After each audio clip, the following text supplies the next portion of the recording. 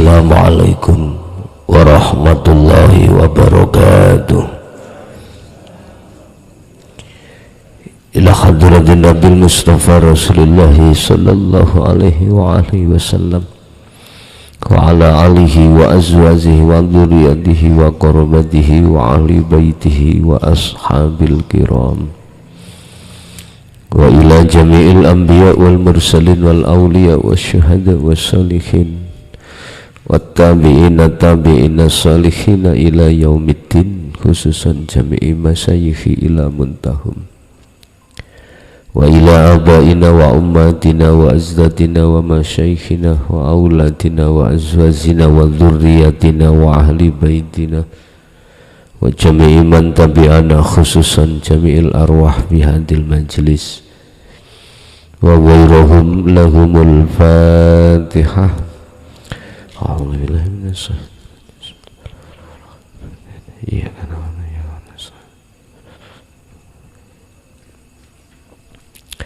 Bismillahirrahmanirrahim. Bismillahi tawakkaltu 'alallah. La haula wala quwwata illa billahil aliyyil azim. Asyhadu an la ilaha illallah wa asyhadu anna Muhammadan 'abduhu wa rasuluh. Allahumma salli wa sallim wa barik alaihi wa ala alihi wa ashabihi ajma'in, amma ba'du. Hadratil kiram, dumateng para alim, para ulama, para kiai, sesepuh, bini sepuh, tokoh masyarakat, tokoh agama, wabil khusus panjenenganipun Ustadz Samsul Arifin wa ahlihi wa zawzihi wa dzurriyyatihi, semua jamaah yang hadir, baik yang ada di majelis ataupun di luar sana, kulluhum ajma'in rahimakumullah. Alhamdulillah, dalam kesempatan malam hari ini kita masih diberikan Allah satu anugerah nikmat yang berupa dipertemukan kita dalam acara taklim muta'alim di wilayah Pasuruan, tepatnya di Desa Pintrang, Kecamatan Prigen. Untuk malam hari ini kami akan membicarakan tentang apa yang di luar sana dipertanyakan terkait syafaat. Betulkah syafaat itu yang memiliki adalah makhluk? Entah siapapun makhluk. Ataukah justru syafaat itu yang memiliki adalah Allah? Betulkah selain Allah, baik di dunia lebih-lebih besok di akhirat itu bisa menolong? Syafaat itu pertolongan, Pak. Tinggal kita menjawabnya dari sisi kacamata mana. Betulkah tetangga kita bisa menolong kita? Padahal faktanya ketika saat kita punya masalah, terus tetangga itu menolong kita dengan tenaga atau dengan materi sehingga selesai masalah, betulkah itu tetangga bisa menolong kita? Ini akan kami jawab sesuai dengan apa yang tertampil atau tertuang, tercatat di dalam kitab suci Al-Quran, surat Az-Zumar, surat yang ke-39 ayat 44 terkait syafaat.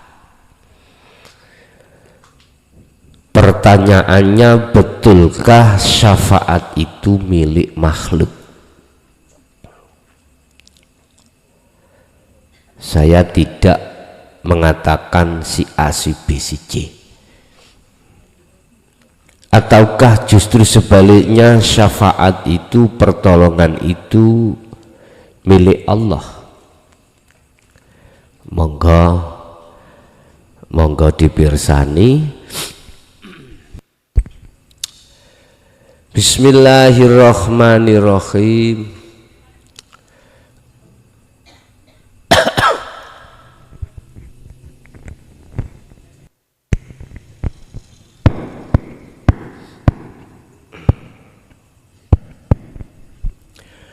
Bismillahirrahmanirrahim. Kul, katakan Muhammad,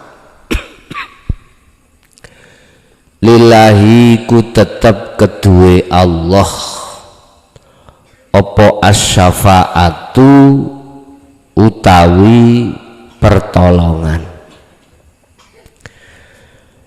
jami'an kelawan sekabehane.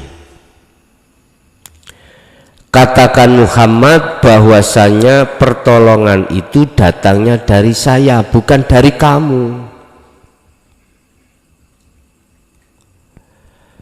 Lah Rasulullah diperintahkan Allah itu untuk mengatakan terhadap umat, ya kita ini.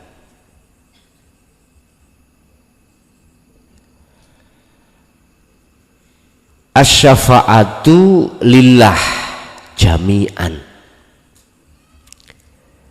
Di belakang kalimah syafa'ah itu ada satu lafadz yang mentaukidkan dengan sungguh kalau syafaat itu milik Allah, datangnya dari Allah. Jami'an, tanpa terkecuali, kelawan sekabehane. Lahu iku tetep kedue Allah apa al-mulku utawi kerajaan as-samawat wal ardi, kerajaan yang ada di ruhaniyah langit, kerajaan yang ada di jasmaniyah bumi. Summa ilaihi turja'un, semua akan dikembalikan pada Allah. Kalau kita melihat dari kacamata syariat, seakan-akan makhluk itu bisa menolong, seakan-akan. Contoh, jenengan diuber-uber utang bank titil nang omah, wis gak iso mbayar sampai 3 bulan, Pak. Tetangga sampean moro melihat keramaian gegeran tadi. Akhirnya tetangga sampean mengeluarkan uang, wis cekak rame, gila tak gemei. Akhirnya deal pulang, yang namanya bank titil. Lihat kacamata syariat, memang seakan-akan tetangga ini yang menolong. Bisa diterima Pak Bung? Oke. Iki pelajaran TK. Ya. Ya bunayya la tusyrik billah inna syirka la dzulmun azim. Wa qala aidan la taj'al ma'allahi ilahan akhara. Anak putuku, kata Luqman di dalam surat Luqman ayat 13, jangan sampai di hatimu ada iman selain Allah. Ngimani mempercayai yang menolong itu makhluk, yaitu tetangga. Terus bagaimana di hukum syariat? Hukum kita yang ada di am. Makanya sering saya katakan, kita golongan am itu dimasukkan Allah di dalam golongan ahli hijab. Dikatakan ahli hijab, iman kita itu belum ihsan. Iman kita itu terhijabi terhadap makhluk, akhirnya nggak bisa tembus terhadap Allah di situ. Innahu, padahal innahu bikulli syai'im muhit. Sesungguhnya segala sesuatu apapun Allah meliputi di situ. Oleh karena makhluknya itu menghijabi pada diri kita disebabkan karena kita menolak ajaran Rasulullah di jalur dinul haq, maka iman kita nggak bisa tembus terhadap Allah. Jadi imannya kita terhijab, terbarzah, yaitu barzahnya berupa makhluk itu tadi. Ini di dunia, Pak, di dunia. Sehingga hati kita tergolong fi qulubihim maradun fazadahumullahu maradha, tergolong hati yang tertutup, tergolong hati yang berpenyakit. Niki, Pak, ini masa dulu jenengan jelas niki pengalaman sampean kali kula dulu ya seperti itu. Wis biarin yang belum keluar dari hijab, barzahnya belum roboh, tetap kita doakan dan lekas roboh gitu aja. Sebab kita dulu ya seperti itu lah. Bapak Ibu, coba sedikit aja dengan hati yang tulus, dengan hati yang iman, benar-benar iman kita jatuh pada Allah.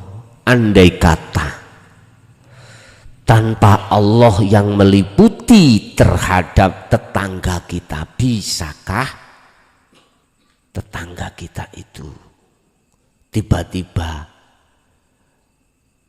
datang ke rumah kita mengasihkan uang? Mana Allah majas hidup di dalam diri tetangga. Majas ruhaniyah terhadap diri tetangga itu akhirnya bisa berjalan.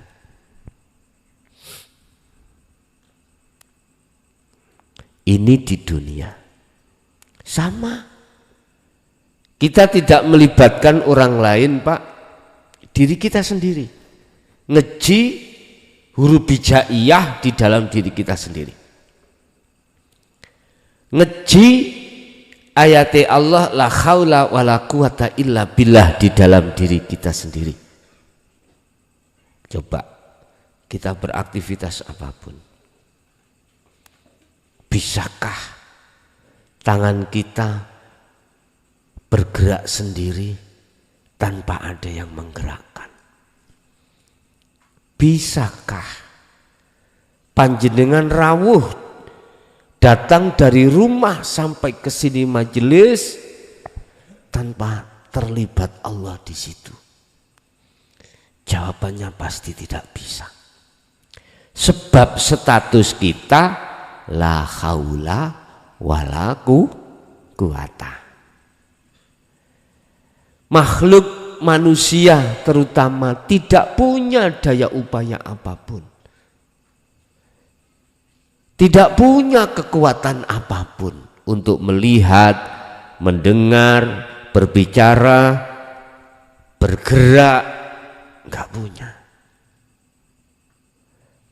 Kondisi apapun nggak bisa, tidak punya daya upaya apapun. Katanya ikhtiar, usaha, nggak punya. Aslinya loh, Pak, aslinya. Kan ini Quran. Lah di situ kok ada pergerakan, mata bisa melihat, telinga bisa mendengar, lisan bisa berucap, dan lain sebagainya, karena illa billah, karena adanya Allah di situ. Umat manusia jarang sing mau keimanannya itu masuk di wilayah illa billah. Kebanyakan manusia itu ngaku-ngaku, Pak, merampas apa yang ada di illa billah niki mayoritas. Makanya mengapa Rasulullah diturunkan di muka bumi ini? Untuk supaya ruhaniah jenengan itu tidak beriman terhadap selain Allah. Kalau dalam Al-Quran disebut al-asnam, atau dengan bahasa lain at-taghut, maknanya adalah berhala. Di sini, ini kita bicara di dunia. Coba sampean ngen sampean raos sakit piyambek, tatkala jatuhnya iman sampean itu sungguh pada Allah, sungguh pada Allah. Saya kalau bicara Allah bukan nama loh Pak ya, saya bicara hidup bukan sifat, tapi maksudnya yang laisa kamislihi syai'un.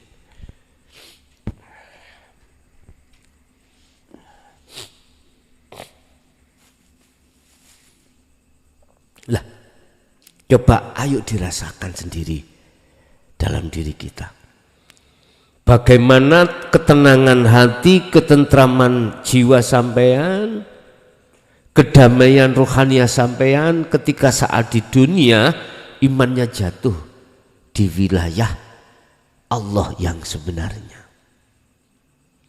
Kalau kinten, kalau semua manusia duduk di situ nggak ada hasud Pak, gitu, nggak ada saling menyalahkan, nggak ada saling unggul-unggulan dalil, nggak ada. Itu sudah nggak dibutuhkan, karena posisi ruhaniyah sudah di wilayah tatmainnul qulub, apa? Kedamaian. Tetangga kita yang pakai tahlil atau tidak nggak ada masalah, pakai kunut atau tidak nggak ada masalah, karena sudah tahu innahu bikulli syai'im muhit. Sesungguhnya setiap persoalan apapun, setiap makhluk sekecil sebesar apapun selalu diliputi Allah.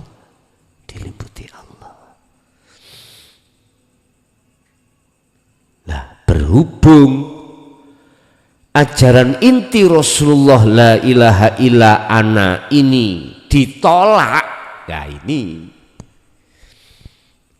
untuk masuk di dalam wilayah makrifat Allah ditolak. Lah ini persoalannya, akhirnya kita khilaf, persulayan, munculnya hasud di situ, munculnya riak di situ, munculnya apapun di situ. Nah, oleh sebab itu ya ayyuhannas, wahai manusia, berhentilah kau beriman selain daripadanya. Janganlah hatimu, ruhaniyahmu kau sibukkan beriman, berkasih mesra, bercinta terhadap makhluk. Jangan. Cukup jasmani aja. Minongko hablum minannas. Hablum minannas ya ini maksudnya. Cukup jasmani antara manusia dengan manusia, antara jasad dengan jasad. Dan rohaniyahmu cukup hanya untuk Allah, untuk Tuhanmu. Wa anibu ila rabbikum, lekaslah kau kembali pada Tuhanmu. Fafirru larilah kau lekas ilallah terhadap Allah min qabli ayyatiyakumul adzab, sebelum hari-hari kematianmu datang. Lekas kembali. Ini di dunia. Siapa yang ruhaniyahnya jatuh di wilayah makrifat Allah pasti akan damai. Enggak ada persulayan antara bendera, antara madhab, enggak ada hasud, enggak ada riya. Umpama dilebarkan antar agama, ya, antar agama. Secara fisik agamanya enggak sama, secara ruhaniyah agamanya Islam. Semua, enggak ada agama selain Islam, Pak, enggak ada. Secara ruhani, wa anibu, dan kembalilah kau ila rabbikum, terhadap Tuhanmu. Tuhan, enggak menyebut Allah. Kalau menyebut Allah berarti Islam. Kalau menyebut nama selain Allah berarti bukan Islam. Bukan Islam jasmani ini. Ngoten loh. Ruhaniyahnya itu sudah Islam. Apa sih Islam? Agama yang mengesahkan Allah. Itu sama dengan agama yang berpasrah di diri. Wa aslimu lahu, dan berpasrah dirilah kau kepada Tuhanmu.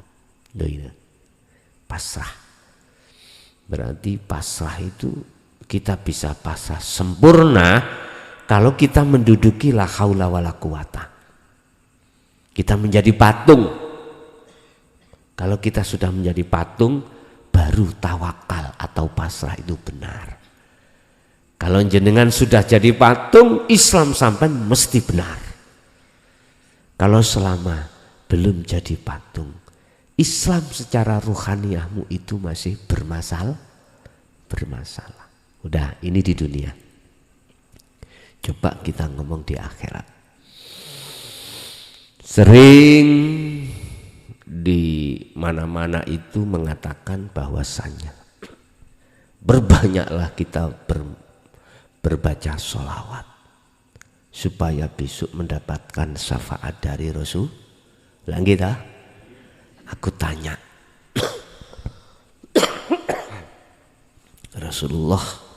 Rasulullah siapapun terserah, jenengan kan macam-macam. Ada Rasulullah Muhammad ibnu Abdillah, ada Rasulullah Isa, ada Rasulullah Musa, dan seterusnya. Itu semua kan Rasulullah. Saya cuman menjelaskan tentang syafaat secara hakikat, saya tidak bicara secara syariat.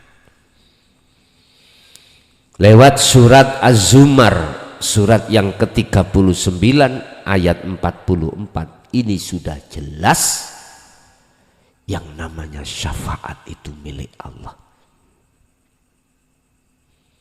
Besok di akhirat hukum syariah itu juga berlaku, tinggal Anda melihat dari sisi mana. Kalau melihat dari sisi syariat, maka seakan-akan Rasulullah Muhammad ibnu Abdillah yang memberikan syafaat. Lah gitu toh? Iya. Tapi kalau kita melihat dari sisi hakikat, lewat ayat ini nggak sinkron.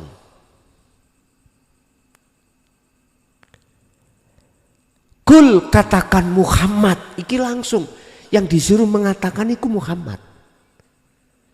Lillah asy-syafa'ah. Katakan Muhammad tentang masalah syafaat jami'an, semuanya itu milik Allah. Artinya yang bisa menolong besok di akhirat itu cuman Allah. Ya tergantung jenengan. Percaya yang mana? Cuman saya menegaskan aja. Bila mana itu diletakkan, diizinkan terhadap Rasulullah, maka bukan berarti Rasulullah Muhammad makhluk itu bisa menolong terhadap makhluk yang lain. Paham maksud saya? Ada yang tidak terima, Pak.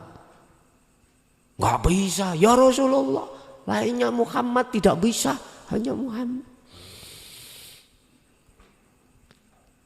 Iku sebab kita nggak mau menerima ajaran Rasulullah di jalur dinul haq. Hanya itu.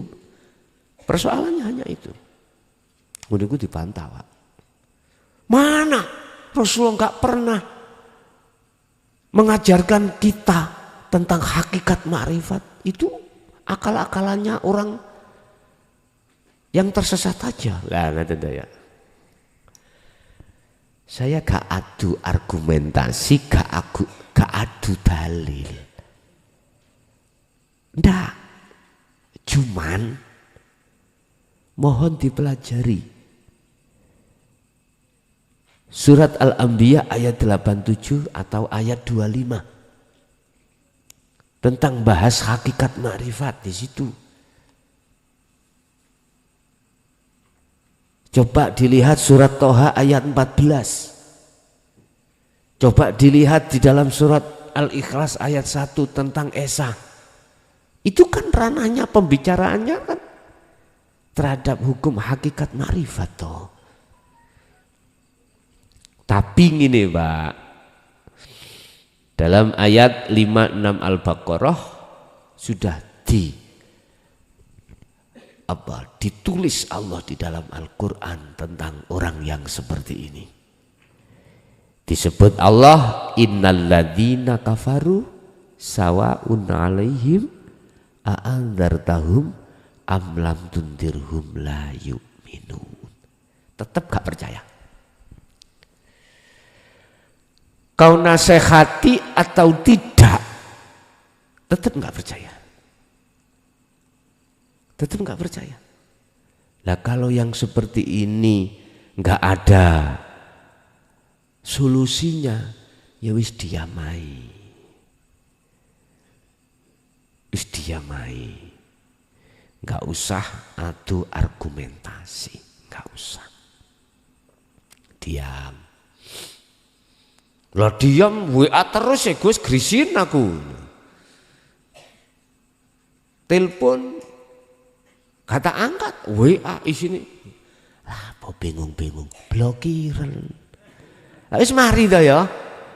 Mari lah apa ya. Sibukno dirimu pada Allahmu aja. Wis. Bapak Ibu. Jadi syafaat itu kalau dipandang dari sisi syariat kelihatan seakan-akan manusia atau makhluk satu bisa menolong yang lainnya. Seakan-akan.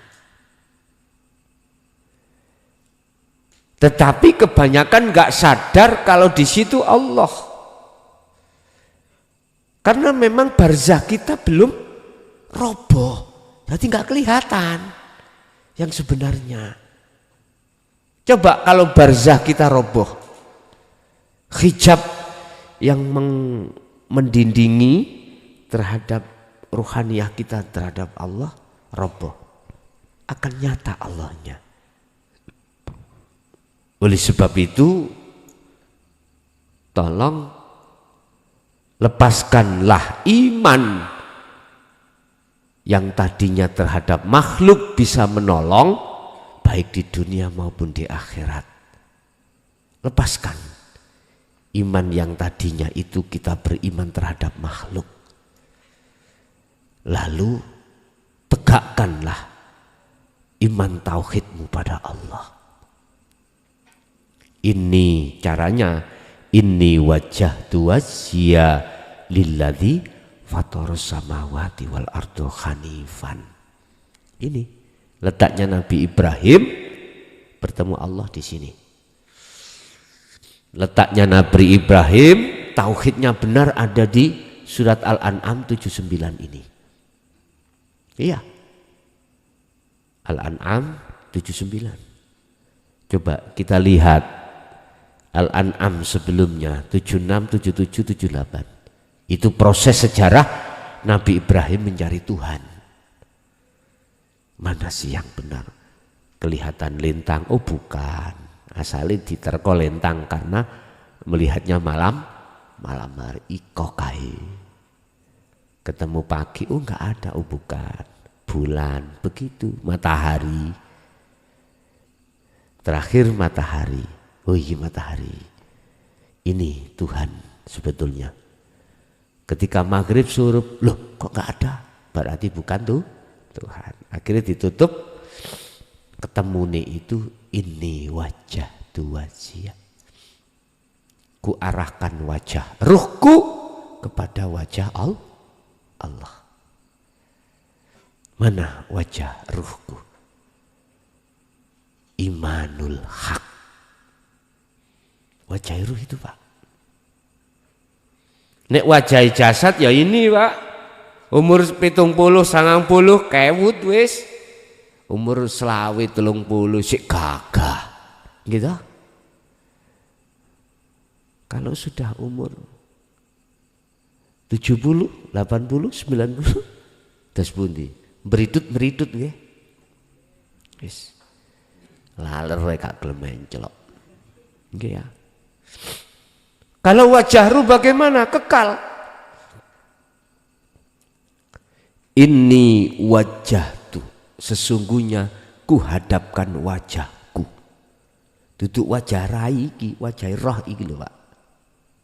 Mana wajah roh? Imanul haq. Iman yang benar. Iman yang benar jatuhnya di mana? Dzikir sirul asrar. Sampai lihat fungsinya su'aul basirah ke ainul basirah. Merasakan, mengimani bahwasanya semua apa yang terjadi, yang berperan, yang menggerakkan, yang memperjalankan adalah Allah. Sesuatu yang halus di situ. Lah, ruhaniyahmu itu jatuhnya di situ. Nguniku Pak, masya Allah perjuangan. Sebelum jatuh di situ, ketemulah malaikat, ketemulah wewe gombel, ketemulah makhluk-makhluk yang lain. Perjuangan. Tapi nanti sudah jatuh pada sesuatu yang tidak kau bisa kau sebut, itulah ini wajah tuh. Kepada siapa? Wajhiyah, wajah Allah. Mana wajah Allah? Wajah Allah adalah hidup di segala hal apapun. Itu wajah Allah. Fa'aidama tuwalu fathamma wajhullah.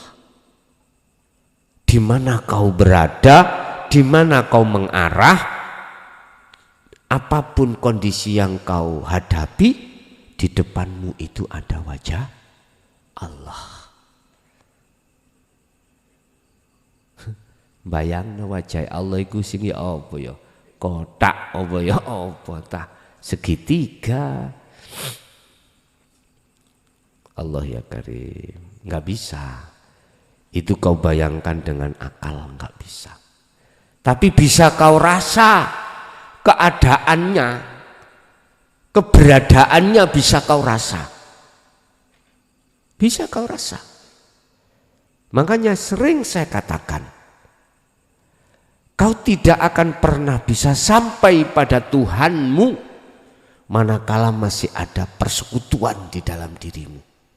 Allah tidak akan mengizinkan terhadap siapapun untuk bertemu Allah manakala masih ada selain Allah. Itu makanya kau akan bisa wusul kalau masuk di dalam sirul asrar. Hanya itu. Saya sering menyerukan terhadap saudara saya yang ada di syariat dan atau ada di toriko, zikirnya jari dan siri. Pahami sirul asrar, laksanakan. Mesti ketemu Pak. Tapi coba kalau kita menolak sirul asrar alias kita tidak membawa sirul asrar, puluhan tahun kita akan mumet di dalam makom mukasyafah. Iya, ujung-ujungnya kita ahli karomah, sakti. Ono oma akhirnya jadi sang penolong. Akhirnya merasa keakuanku yang bisa menolong. Kok gak tak tolong ini? Bauyar kasusmu itu. Gak terasa kalau kita mengikrarkan diri menjadi Tuhan. Kok aku ya. Apalagi Pak jenengan iku masuk di dalam khodam karomahnya zat sifat asma af'al. Di situ akan muncul karomah sabda larangan. Ngomong iku mesti mandi.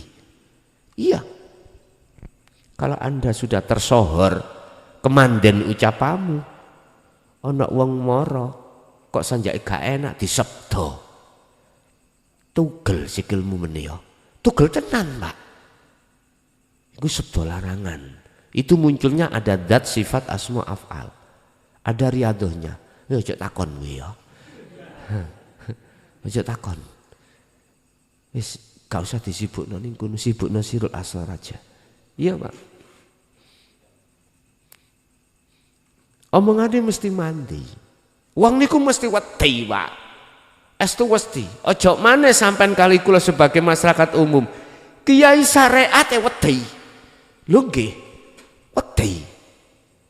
Ribuan santrinya.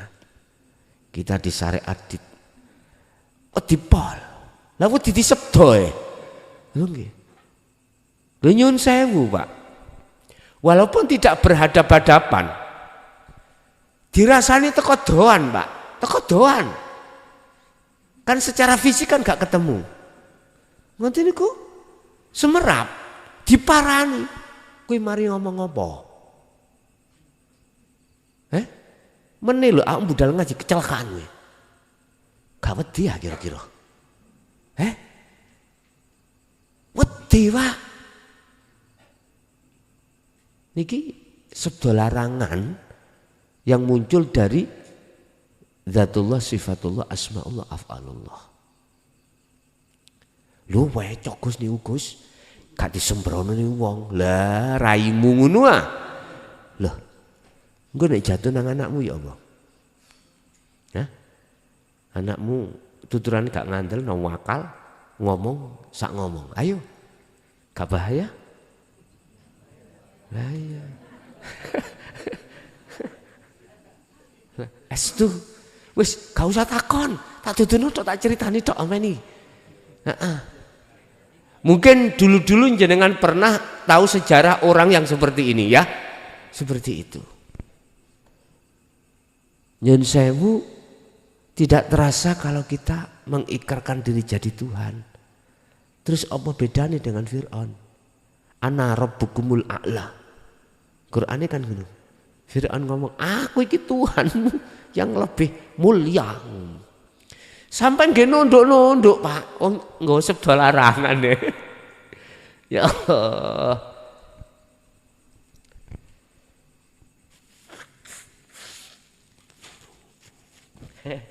Gelem gak gelem jenengan tunduk. Berhubung jenengan gak ono tauhide, mesti ngekor, Pak. Tahu ngekor? Memakmum terhadap dia. Ya wis.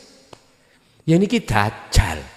Kita anaknya dajjal. Pengikut-pengikutnya dajjal. Hati-hati sampean.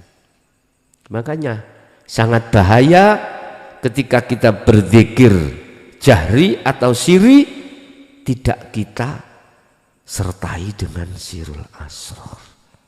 Estu. Sampai dah kita puluhan tahun gak bisa wusul. Coba sampean tanyalah terhadap saudara-saudara kita yang ahli thariqah. Jangan tanya yang bulanan loh, Pak. Tahunan jangan. Tanya yang puluhan tahun. Coba tanya aja. Selagi tidak memegang sirul asrar, mohal untuk bisa wusul itu. Oke. Jadi kembali kepada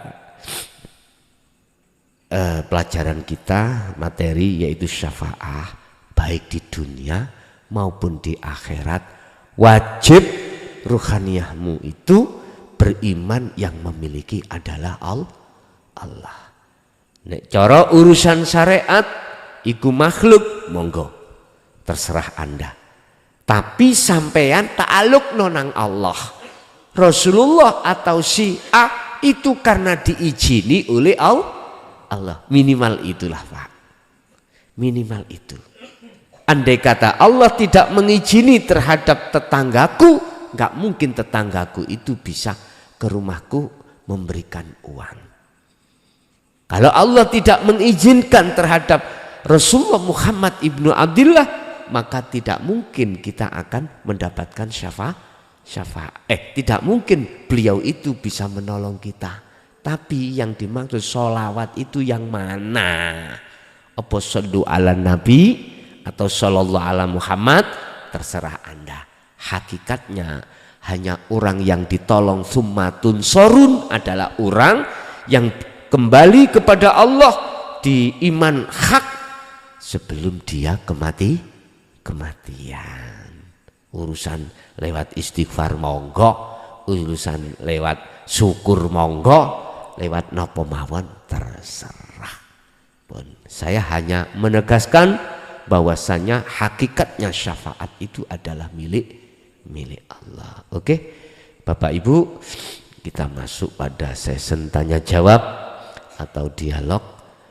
Barangkali ada yang perlu ditanyakan tentang bab syafaat atau yang lainnya, kami persilakan.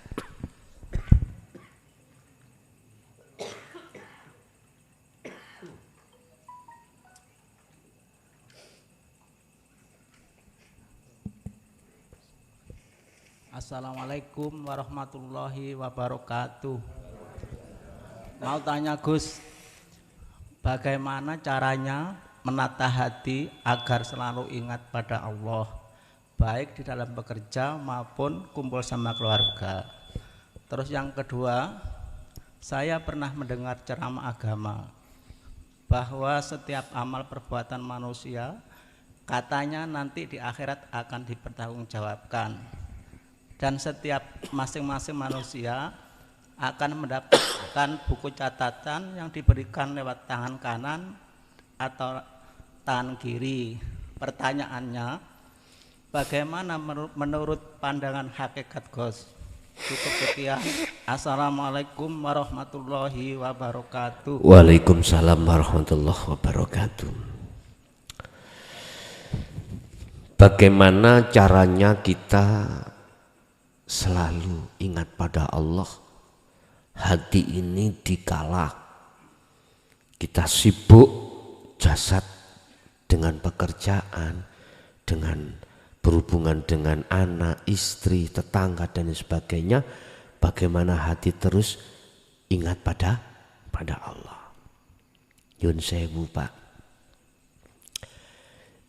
mau tidak mau kita harus duduk di kelas maksum, kelas musyahadatul baqo. Ya. Tetapi sebelum masuk di kelas itu kita diletakkan Allah kelas mahfud yang di dalamnya ada dua, musyahadatul kamil. Sebelum kita masuk di musyahadatul kamil, kita secara sistem proses kita diletakkan di musyahadatul fana. Semua itu dari satu ke dua, dua ke tiga ini secara ilmiah itu dikarenakan kita mengikuti surat Al-Insan ayat 25-26. Di situ dikatakan yang 25, wadhkur isma rabbika bukrata wa asila. Ketika jasmani kita itu berhubungan dengan makhluk, ruhaniyahmu itu harus selalu berzikir. Apa zikirnya? Nyun sewu Pak, Sampean mun ngomong yo abot angel ojo ngono. Memang awalnya berat, tapi lama kelamaan dadi ringan. Enggak sampean sengaja. Langsung ingat sendiri. Jenengan setiap napas keluar masuk jangan digunakan hal-hal yang lain. Gunakan untuk berzikir sirul asrar yang didorong zikir sir. Masuk keluar Allah. Atau dibalik. Atau hanya Allah, Allah, monggo. Tapi sirul asrar kedah sampean sertakan di situ. Di dalam sirul asrar fungsi yang pertama, hati jenengan merasakan bahwasanya apa pergerakan sampean lewat mata, lewat telinga, lewat mulut, lewat apapun dengan manusia yang lain, hatimu itu tetap beriman hanya pada Allah. Bukan Allah nama ya. Itulah innahu bikulli syai'in muhit. Sesuatu yang halus yang meliputi segala hal apapun. Ini caranya. Jangan dibuat napas itu untuk hal-hal yang lain.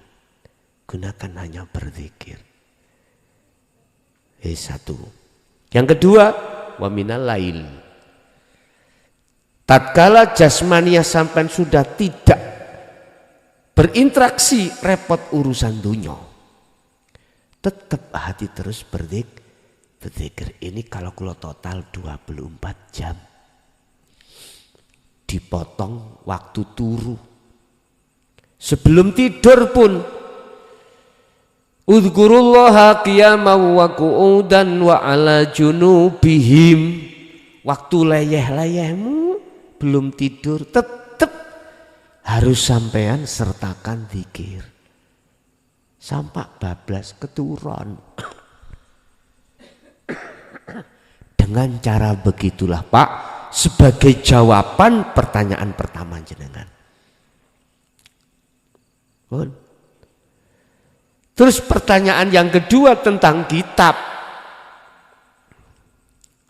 Setiap amaliyah apa yang kita lakukan di dunia ini akan mendapatkan balasannya masing-masing. Benar. Secara syariat benar. Aku ngombe yo ilang ngelake. Iku nek sing diombe tuya wak atau wedang. Nek sampean sing sampean ombe banyu aki. Hah? Sing sampean ombe iku baygon.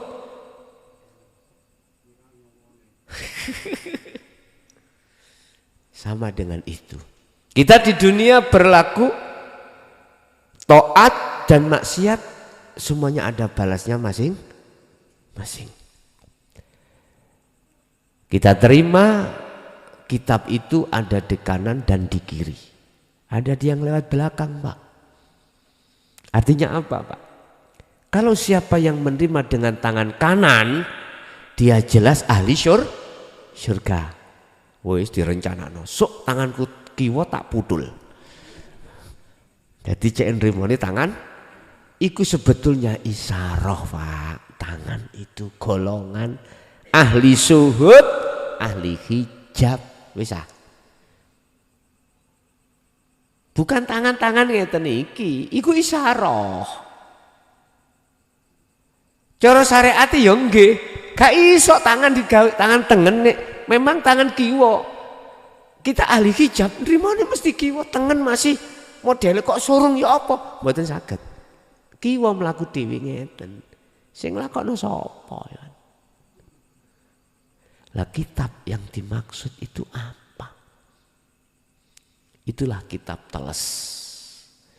Kitab kalau abang ya abang, kalau putih ya putih, kalau biru ya biru. Apa? Hati jenengan.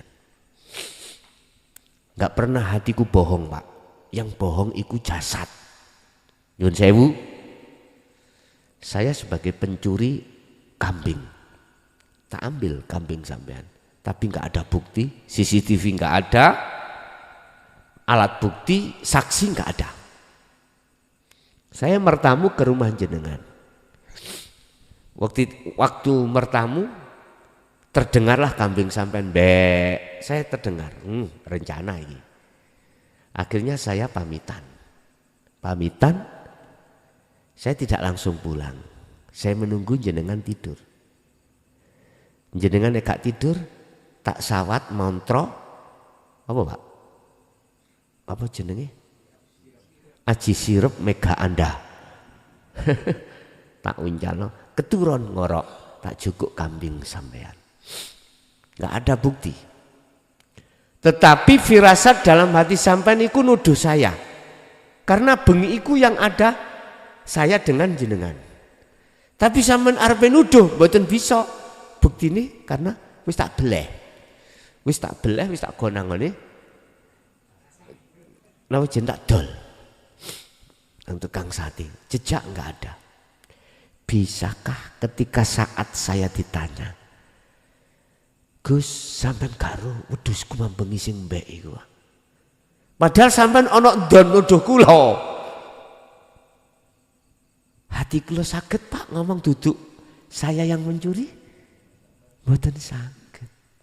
Lesan saya boleh ngomong, waduh aku ya gak ngerti, aku krungu kalau mbek iki krungu. Tapi kan kamu kan kau kan tahu sendiri, aku langsung pulang. Tapi hatiku nggak bisa Pak, nggak bisa bohong. Ayo coba sampean ngen lah, nggak bisa bohong hati ini. Kalau benar itu benar, kalau salah itu salah. Akhirnya sampean laporno nang gone kepolisian. Terus nang kepolisian sampean mesti ditanya si pelapor, saudara ada orang yang kau curigai? Mesti ngono Pak, mesti. Mergae polisi ilmunya itu akan mencari dan memanggil, berhak memanggil orang yang dicuri.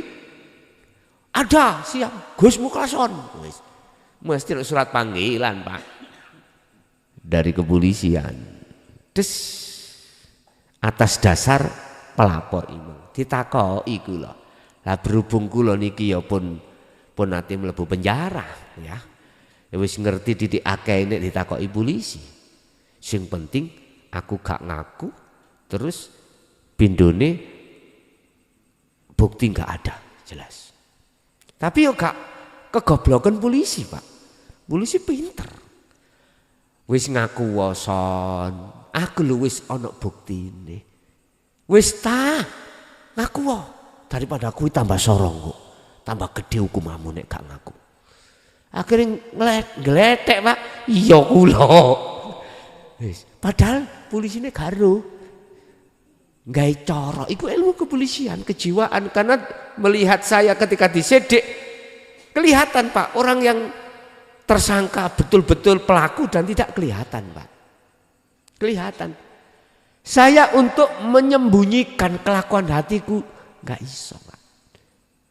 Pinter kaya apa kita, langsung goblok dadak ning ngono. Lho nggih, estu. Pinter sampean teko. Udah makan, sehat? Iya Pak. Kasih rokokan diwehi Pak. Wis pokoke dirawayu. Keras gak kena, halus. Ana polisi liyane. Sonak wae. Temen lho daripada aku wis soro-soro. Weh ngletek nggih kula.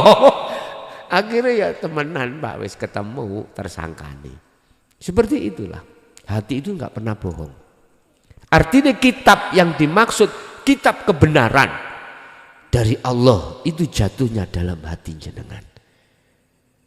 Terekam Pak, semua apa perilaku kita saat di dunia itu terekam. Jadi CCTV-nya adalah kitab di dalam hati kita. Iya. Makanya bahasa syariat kiwa tengenmu ono malaikat loro. Ya.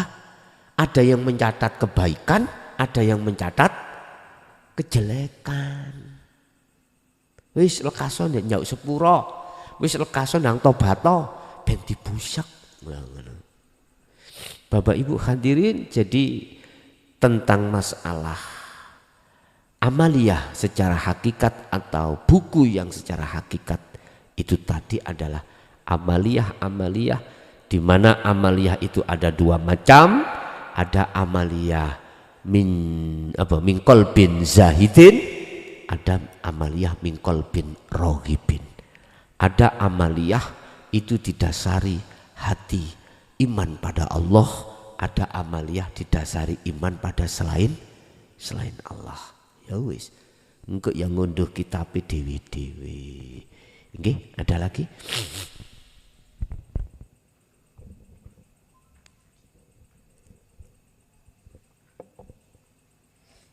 Assalamualaikum warahmatullahi wabarakatuh. Tepangaken Gus, kula naminipun Sugiono saking Pandaan. Badhe cangket Gus bahwa Allah itu mencintai Muhammad. Nah, untuk itu bahwa Muhammad itu adalah Nur Muhammad. Nah, untuk membangkitkan Nur Muhammad di dalam batang tubuh kita ini bagaimana Gus caranya? Matur nuwun Gus, matur nuwun. Assalamualaikum warahmatullahi wabarakatuh. Waalaikumsalam warahmatullahi wabarakatuh. Apa sih Nur Muhammad itu? Yaitu wiji kang dumadi di dalam hidup. Kalau bahasa umum disebut roh, ya, disebut roh. Lah, perwujudan apa yang dilakukan oleh Nur Muhammad itu adalah Muhammad nyatane. Mana Muhammad itu? Jasmania Anda. Jasmania. Makanya disebut bashar. Innama ana basyarum mislukum.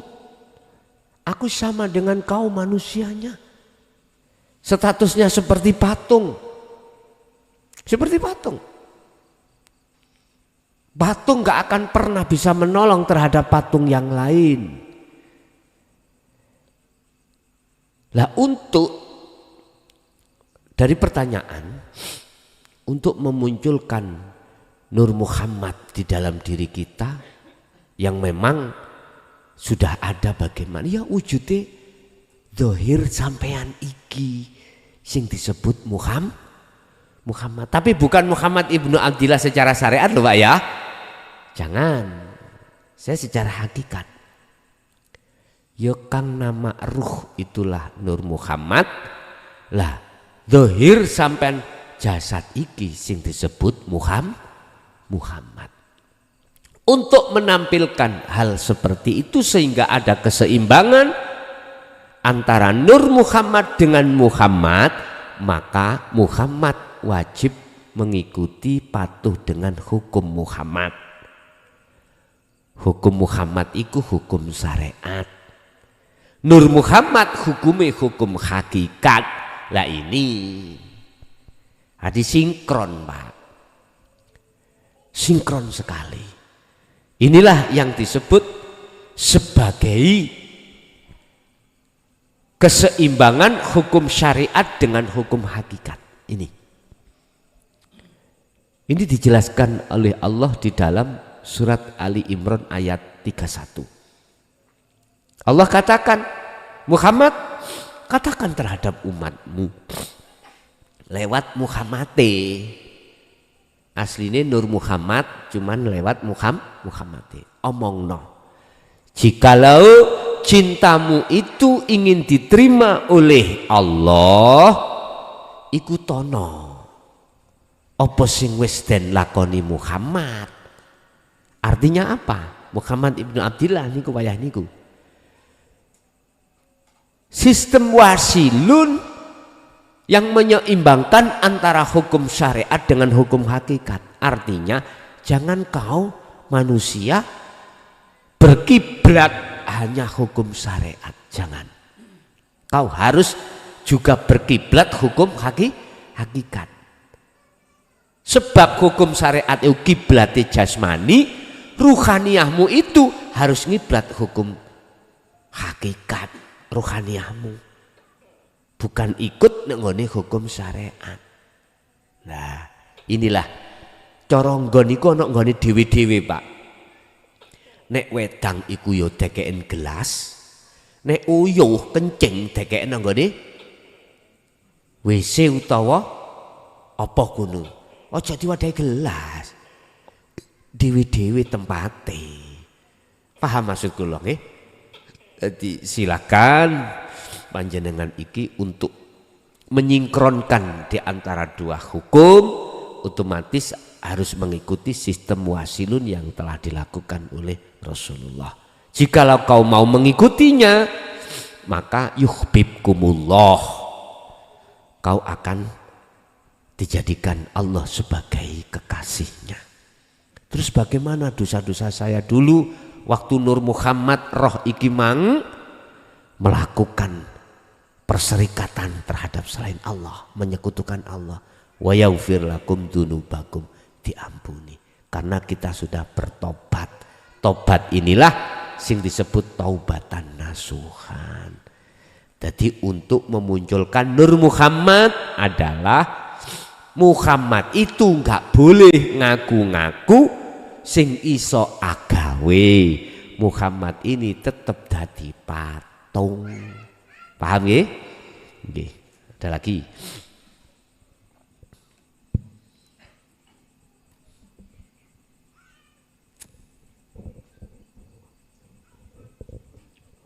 Assalamualaikum warahmatullahi wabarakatuh. Waalaikumsalam warahmatullahi wabarakatuh.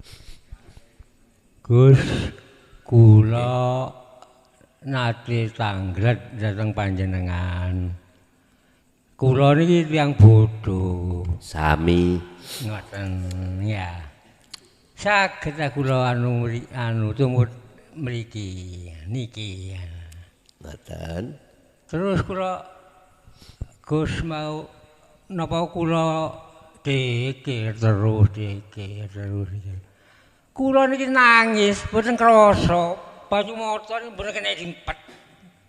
Dadi kula kaget. Kaji mamelo aku iki ngeten kula. Iku ngoten mawon. Ngoten. Nggih, Mbah.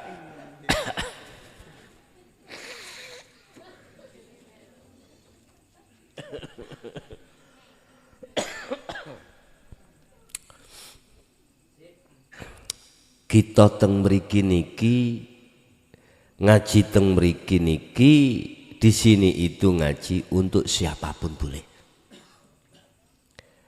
Bahkan selain agama Islam silakan. Boleh. Siapapun. Sebab jujur aja terus terang apa yang kubahas tidak membahas agama.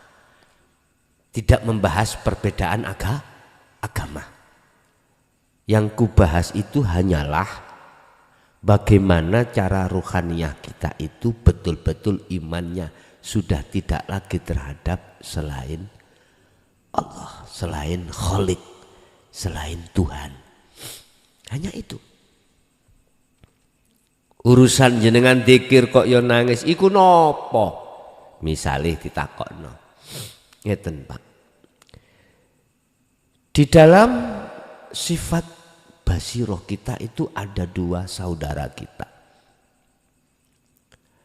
yaitu aluamah dengan mutmainnah. Kalau nangis sampai itu tadi umpama kok sih merasa keakuan diri jenengan masih ada, berarti ku lawamah, menyesali semua apa perilaku kita selama ini memadakan selain Allah itu terhadap Allah. Dipadakno. Contoh tetangga, aku yakin yang nolong aku iki kan mendudukkan tetangga ini makhluk iki pada Allah saya. Apa maneh dosa-dosa secara jasmani kita molimo. Berarti nangis iku nangis dari sisi lawamah, berarti getun. Wonten nangis bahagia lho Pak. Nggih. Apa mutmainnah ya ayyatuhan nafsul mutmainnah irji'i ila rabbiki radiyatan mardiyah. Disebut jiwa itu karena belum jadi roh, belum disebut roh. Nek wis disebut roh itu mesti suci. Wahai jiwa yang tenang, itu kan dipanggil toh Pak. Irji'i baliya sira, kembalilah kau ila rabbiki terhadap Tuhanmu. Berarti kan belum kembali toh. Miturut ayat ini adalah perintah. Kecuali kalau sudah sampai pada ayat niki mengki. Fadkhuli fi ibadi wadkhuli, baru iki wis aran roh, wis gak jiwa lagi. Radiyatan mardiyah, kau bisanya masuk ketemu Tuhanmu itu dasarnya dengan ridho. Lepaskan keakuanmu, ridho.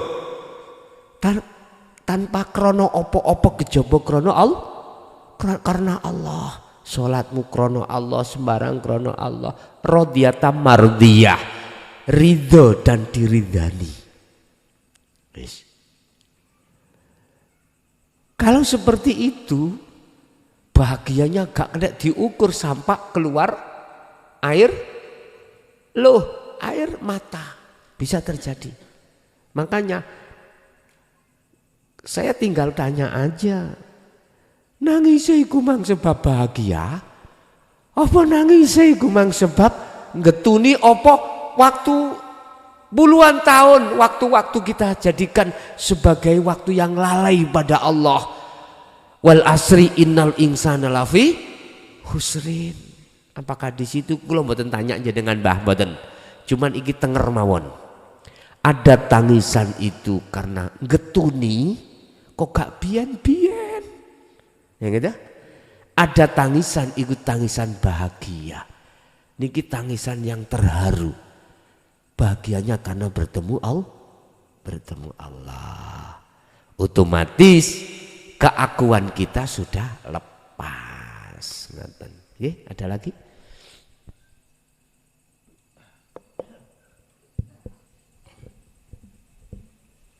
Assalamualaikum warahmatullahi wabarakatuh. Waalaikumsalam warahmatullahi wabarakatuh. Alhamdulillah Allah tasik maring izin datang kula sehingga waket bermuajaha lan saged sharing datang Gus so datang sederek lintunipun. Ing mriki kala wau dipun bahas masalah syafaat ingkang sangat jelas lan panjang lan gamblang. Menawi rujuk datang dawuhipun Allah Ta'ala wonten surat Maryam ayat 87 insyaallah ya. Bismillahirrahmanirrahim. La yamlikuna syafa'atan, ora bakal berhak memiliki syafaat sapa wae menungso sakabehane illa manittakhoda, kejaba yaiku wong kang anduweni ikatan indar rahmani, ana ngersane Allah, ana ngersane Ar-Rahman. Ikatan apa? Ahdan, perjanjian. Menika kula nyuwun dipun jelasaken kanthi hukum hakikat. Nomor kalih kala wau dipun bahas masalah catatan, buku catatan. Wonten surat Yasin Allah Ta'ala njelasaken al yauma nakhtimu, ana ing dina pungkasan, dina akhir, ala afwahim, moko bakal den tutup dan bungkem sekabehane lesane menungso. Watu kalimuna lan bakal ngucap aidihim pira-pira tangane menungso, wa tasyhadu arjuluhum lan bakal nyakseni sekabehane sikil menungso bimakanu yaksipun kelawan perkara kang wis den lakoni kabeh. Niki ugi kula nyuwun dipun terangaken secara hakikat. Nomor 3 niki kula angen-angen nggih kados benturan. Allah dawuh Allah ora bakal ngrobah nasibe satu kaum kejaba kaum iku sendiri, kejaba kaum iku dhewe kang ngrubah apa sing dadi kekarepane. Nah, menawi dikaitaken kelawan dawuhipun Allah Ta'ala la haula wala quwata illa billah, niki kadose benturan. Sebab sedaya perkawis tanpa Allah mohal akan terjadi. Nah niki nomor 3. Lajeng sedaya kala wau kula nyuwun dipun jelasaken kanthi hukum hakikiyah. Katen saking kula mbok menawi wonten khilafipun kula nyuwun agunge pangapunten. Akhiron assalamualaikum warahmatullahi wabarakatuh. Waalaikumsalam warahmatullahi wabarakatuh. Ini terakhir Pak ya. Masalahnya kita bagi waktunya habis ini kita ke Pekoreng ya, Rembang. Pertama masalah syafaat perjanjian. Hakikati perjanjian ini ya sing kula omong baiat itu. Apa? Menyambungkan talinya ruh yang terputus pada Allah. Jatuhnya ada di Sirul Asrar. Kalau kita bicara iman yang sudah tidak lagi terhadap selain Allah. Cuman ayat ini syafaat itu tidak akan diberikan terhadap orang yang melanggar perjanjian. Kalau kita tarik ke syariat, kapan perjanjian itu? Dulu sebelum kita diletakkan di dunia, kita kan sudah dijanji tidak akan pernah menyembah selain Allah. Alastu birabbikum qalu bala syahidna. Ini kalau kita keluar dari perjanjian berarti kita tidak akan berhak mendapatkan pertolongan atau syafaat. Syafaat itu yang pertama.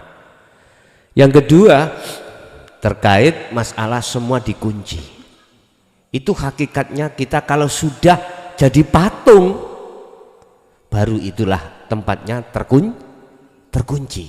Artinya makhluk siapapun keakuan kita kalau sudah geser diganti keakuan Allah di situ dalam hati jenengan, itulah yang dimaksud lesan terkunci, apapun itu terkunci kabeh. Jadi ketika saat Allah menanyai tentang masalah apa perilaku, maka kebenaran yang muncul. Yang sebagai saksi adalah anggota tubuh ini. Iya, tanganku tahu digendemek bokonge tonggo. Ya, wis macem-macem lah ngoten nah. Lah, ini kan dalam persidangan. Makanya mengapa Allah disebut sebagai hakim yang paling adil di situ? Mengapa lesan dikunci? Karena lesan ini tempatnya bohong. Itu tadi, Gus wedusku sama Joko boten. Padahal hati tetap mengatakan aku yang mengambil. Berarti letak perkuncian itu secara hakikat kita itu sudah di posisi menjadi patung. Yang ketiga, masalah nasib sebuah kaum. Iki bisanya sinkron Pak, sinkron. Empun kaum melihat dari sisi makhluk. Ingat mengapa Allah memakai kalimat nahnu, padahal Allah itu tunggal. Kok nahnu? Nahnu kan kita banyak, tapi ada ayat yang mengatakan kalau Allah dawuh kadang memakai nahnu. Nahnu itu artinya walaupun secara syariat kita ngomong kaum, tapi hakikatnya itu adalah di dalam diri kaum. Siapa yang meliputi kaum? Aku tidak akan merubah nasib sebuah kaum manakala kaum itu tidak merubah sendiri. Artinya iki sok sinkron, boten tabrakan dengan la haula wala quwata illa billah kalau melihat hidupnya. Siapa yang melimputi di dalam diri kaum? Allah lagi tak? Allah lagi. Inilah yang dimaksud dalam bimbingan tasawuf. Lihatlah ahad di dalam banyak lagi. Sama dengan gitu. Jadi akhirnya sinkron Pak antara ayat tersebut dengan la haula wala quwata illa billah. Saged dipahami? Nggih, ngoten mawon kula nyuwun ngapunten karena memang jane kula mboten purun niki. Tapi dos pun dimelih. Dos pun dimelih. Sono ya jamaah, kene ya jamaah. Ya wis bagi-bagi enggak ada masalah. Cuman saya katakan bar ndugi pintrang, perkiraan nanti nyampe sana jam 9. Ya wis aku tak takon. Sareng kali Gus Masyhur ya dah niki mengke. Nggih Bapak Ibu hadirin, itulah apa yang telah dituangkan Allah, beberapa ilmu terkait syafaat, mudah-mudahan menjadikan ilmu yang bermanfaat bagi kita dan anak keturunan kita ila yaumil qiyamah. Lahumul Fatihah. Bismillahirrahmanirrahim.